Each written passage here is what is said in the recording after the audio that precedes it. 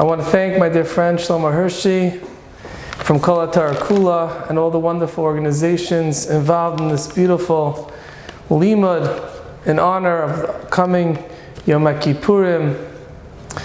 The Gemara in Kedushin on Daf Mem Amud Aleph says that if a person sees that his Yetzer Hara is overcoming him, he doesn't feel he's capable of overcoming. The Gemara says he should wear black. He should go to a place that nobody knows him. And he then can sin, so to say.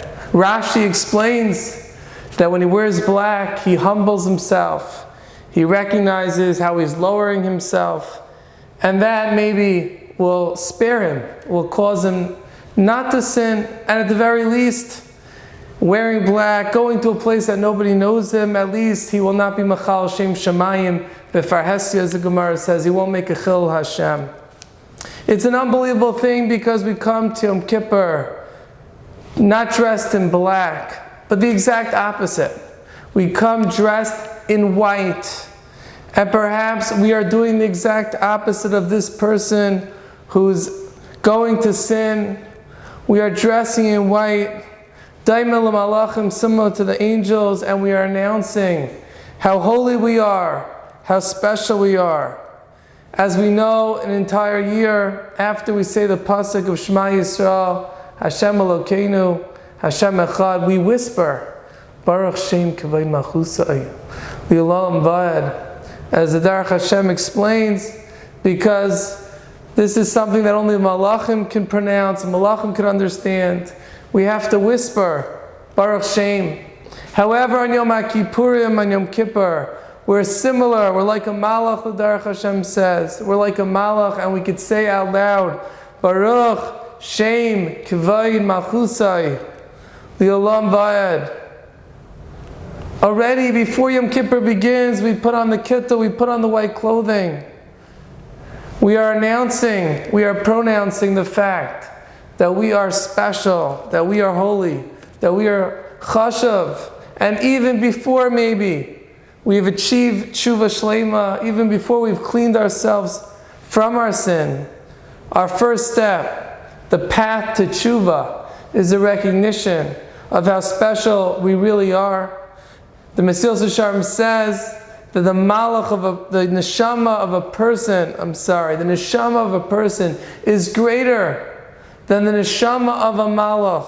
Each and every one of us has an unbelievable neshama. Elokai neshama shnasata b'ta'irahi. On Yom Kippur, we recognize who we really are, how holy we are, the kedusha, the greatness that's inside of us. And when we recognize that greatness, then, and really only then, we'll be able to begin the process of tshuva. We'll be able to change, grow, and live up to our incredible abilities, live up to the kedusha that really is inside of us and matches who we really are. Perhaps we can trace this idea back to the first Yom Kippur. What happened? Klal Yisrael sinned at the Cheder Egel. 40 days they thought had passed. Moshe Rabbeinu did not come down the mountain. They began to despair. They began to give up. Who knows? Perhaps they said, from a cheshbainas, we're not worthy. Moshe Rabbeinu is not coming back. We're not worthy to have Moshe Rabbeinu lead us. We're not worthy to have Hashem directly. We have to find another messenger. They resorted to the Egel Hazav. The sense of yish, the sense of despair, is what led Klal Yisrael to the great sin of the Cheder Egel. And really, as we'll discuss, this is what leads us down the path of sin, this despair, this giving up hope. And what happens? Moshe Rabbeinu davens to Hashem. Moshe Rabbeinu davens to Hashem to forgive Klal Yisrael. Salachti kidvarecha, Hashem forgives Klal Yisrael. On Yom Kippurim, Hashem gives Moshe Rabbeinu the second set of luchos. This is Yom Kippurim, this is Yom Kippur. There's no reason to despair. Klal Yisrael, you are holy. You are precious. Afterwards, we build a Mishkan. Vasili mikdav shachanti b'seicham. Unbelievable thing. If you want to know the holiness, the chashivas of a Yid, of a Jew, there's an unbelievable Sam Sefer in Parshas Kisisa. The Sam Sefer says that we know we're not Daicha Shabbos, we don't override Shabbos to build the Mishkan, to build the Beis HaMikdash. However, when do we override Shabbos? We override Shabbos to save a Jew's life. Furthermore, we override Shabbos for Bris Milah. Sam Sefer says, because the holiness of a Jew is even greater than that of the Mikdash. And therefore, we're Machal Shabbos to save a Jew, Machal Shabbos to do a Bris Milah, to further sanctify a Jew. That is a Kedusha of Klal Yisrael. That is a Kedusha in every one of us. And this is what we're announcing. And this is what we need to focus and learn and study and walk away from Yom Kippur with this recognition of how special, of how holy we are. The Gemara says in Tainis and Chavavim and Beis, L'hayamim tovim liYisrael, Chamisha Asar B'Av Yom HaKippurim. There are no holidays as festive as 15th day of Av and Yom HaKippurim. Perhaps not only a day of forgiveness, but a day of celebration, of recognition of how special we are. The Yetzirah of today, maybe always, is a Yetzirah that tells us, you're not worthy, you're not special, look what you've done, look what you've done, look what you've seen. We're living in times which the morality is very low, and people do not have the sense of self-respect. And the Yetzirah tells us, look what you've done, look what you've seen, look how low you are. You're not worthy of Kedusha. You're not worthy of Torah. You cannot change. You're locked. You're stuck. And comes Yom HaKippurim, comes Yom Kippur, put on a kittel, put on white, and we say, no, no, no, no. We are holy. We are special. We've messed up. We've sinned. That's the external. That's the outer layer. But who we really are is Kedaishim, is we are holy people. Perhaps this is an idea of what happened with Yosef HaTzadik. As we know, Yosef HaTzadik was tempted with Eshes Potiphar. And Chazal tells us, the Gemara says in Saita, that he was about to sin, and then he saw he saw the image of his father. And he turned away from sinning.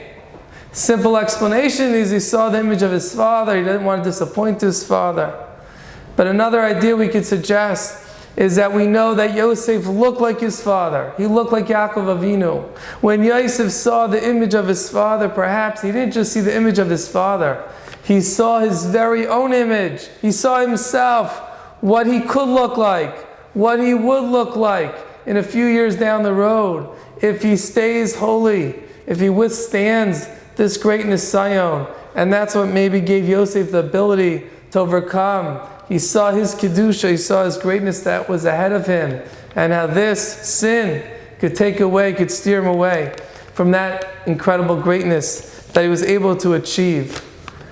This is our avodah on Yom Kippur, our avodah our entire life, to understand how holy, how special we are when we feel, we understand our greatness. We're not even so tempted. We're not even so tempted by so much of the sin, so much of the desire, so much of the morality. I'm too good for this. I'm above this. This was what we recognize in Yom Kippurim, on Yom Kippur. Maybe we struggle the whole year. Maybe we will struggle after Yom Kippur. It doesn't just go easy all the time. But if on Yom Kippur we recognize, this is who I really am, this is where I want to be, I'm really above all the stupidity, all the sins, all the lowliness that I've fallen into, I'm really above it. If we come to that clear recognition on Yom Kippurim, on Yom HaKippurim, then that will carry us really to a path of growth the entire year. I want to share with you one of my favorite stories I once heard, which to me is so powerful. It really illustrates this idea and how the power of recognizing who we are could really change us and could really elevate us. The story is said over that there was a Yid in a town in Russia, and he got the nickname Moshe the Shikr, Moshe the drunkard. Moshe was very unsuccessful, struggled to keep a job, and he fell into drinking, and he was an alcoholic.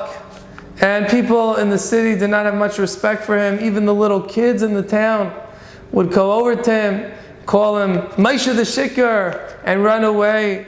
He was teased.